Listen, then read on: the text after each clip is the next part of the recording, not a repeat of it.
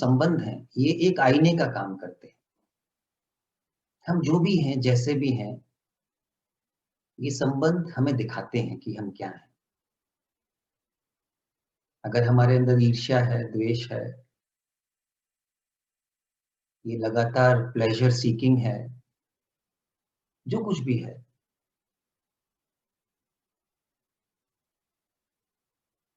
Dependence है, attachment है, ये संबंध हमें दिखाते हैं। पर सवाल ये है कि हम क्या देखने के लिए तैयार हैं? क्या संबंधों के आईने में हम देखने के लिए तैयार हैं? अक्सर हम देखने के लिए तैयार नहीं होते हैं, क्योंकि आईना जो दिखाता है वो तो स्पष्ट है। पर क्या होता है कि हम लोग आईने से क्रोधित हो जाते हैं। We react to the mirror. जब आईना दिखाता है कुछ तो ऐसा लगता है कि नहीं, ये इसे नहीं दिखाना चाहिए। हम उसको इग्नोर करते हैं, उससे भागने की कोशिश करते हैं या इवन आईने को तोड़ने की कोशिश करते हैं। तो क्या आईने को तोड़ने से संबंध ठीक हो जाएँगे? बल बल्कि हमें तो और आभारी होना चाहिए आईने का कि इसने दिखाया कि वास्तव में मैं क्या हूँ, वास्तव में क्या हूँ और उसको क्या मैं ज्यों का त्यों देख सकता हूँ। तब ये जो आईना है, ये संबंध है, तब एक पाठशाला की तरह हो जाता है, एक स्कूल की तरह, जहाँ हम सीख सकते हैं अपने बारे में।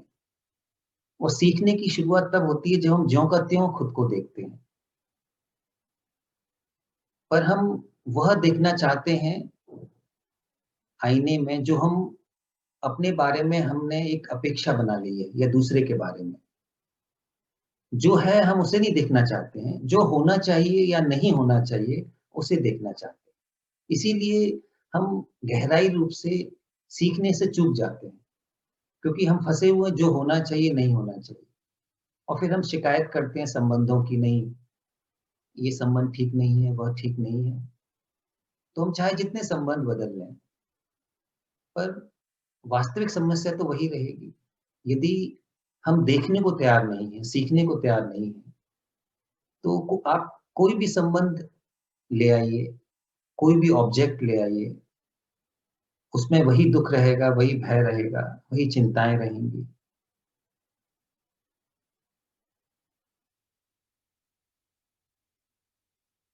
तो क्या संबंधों के आईने में हम सीख सकते हैं?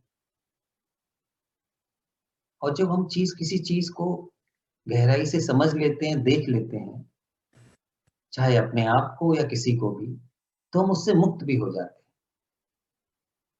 ये एक बड़ी खूबसूरत बात है कि अपने बारे में सीखना एक फ्रीडम लाता है, एक स्वतंत्रता लाता है। ये किसी भी क्षेत्र में सच है। चाहे हम गणित भी पढ़ रहे हों, कोई साइंस भी पढ़ रहे हैं और यदि हम उस चीज़ को समझ जाते हैं, उस कॉन्सेप्ट को, तो उससे हम फ्री हो जाते हैं। इसी तरह से यदि हम स्वयं को भी समझ लें, देख लें, ज्यों का त्यों, उस देखने, समझने में ही एक मुक्ति है, स्वतंत्रता है। तो अगर हमारे संबंध छवियों पे आधारित हैं, तो वो छवियाँ आहत होंगी ही। ये जो हर्ट की समस्या एक बड़ी गहरी समस्या है पूरे विश्व में। हम सभी आहत होते हैं बचपन से।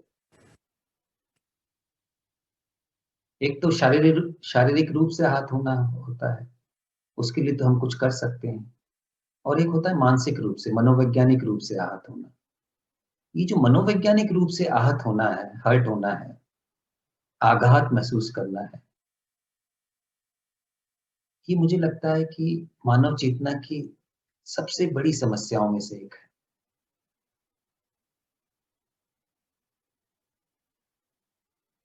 तो ये सवाल करना होगा कि ये कौन है जो आहत होता है और कौन है जो आहत करता है?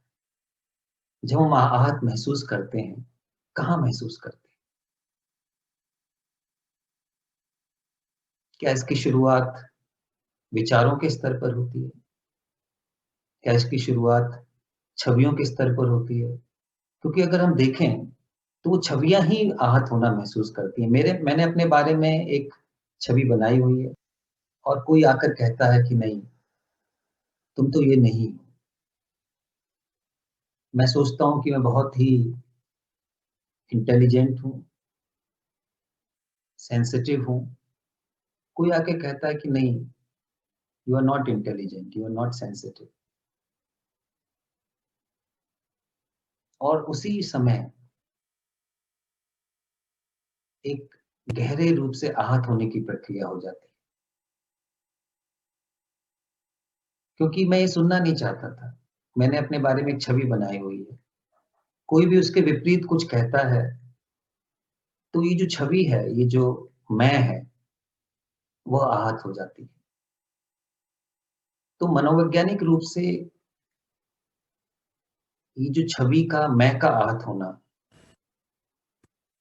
इसको तो हम नहीं रोक सकेंगे जब तक हम इसके साथ जी रहे हैं, इस अतीत के ढांचे के साथ। तो जब तक छवियां हैं, आहत होना, कभी हम आह्लादित महसूस करेंगे, कोई हमारी बहुत तारीफ कर देगा तो आह्लादित महसूस करेंगे, कोई हमें अगर क्वेश्चन करेगा, कोई सवाल करेगा तो मायूस हो जाएंगे।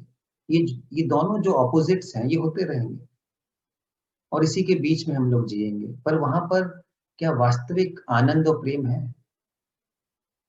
इन प्रतिक्रियाओं के बीच में जीने से? तो यदि हम चाहते हैं आहत ना हो, तो हमें ये सवाल करना होगा कि हम छवियों के साथ क्यों जी रहे हैं। ये संभव नहीं है कि हम छवियों के साथ भी जिएं, और हमें सिखाया जाता है कि हमारी अच्छी छवि होनी चाहिए, we should have a good image.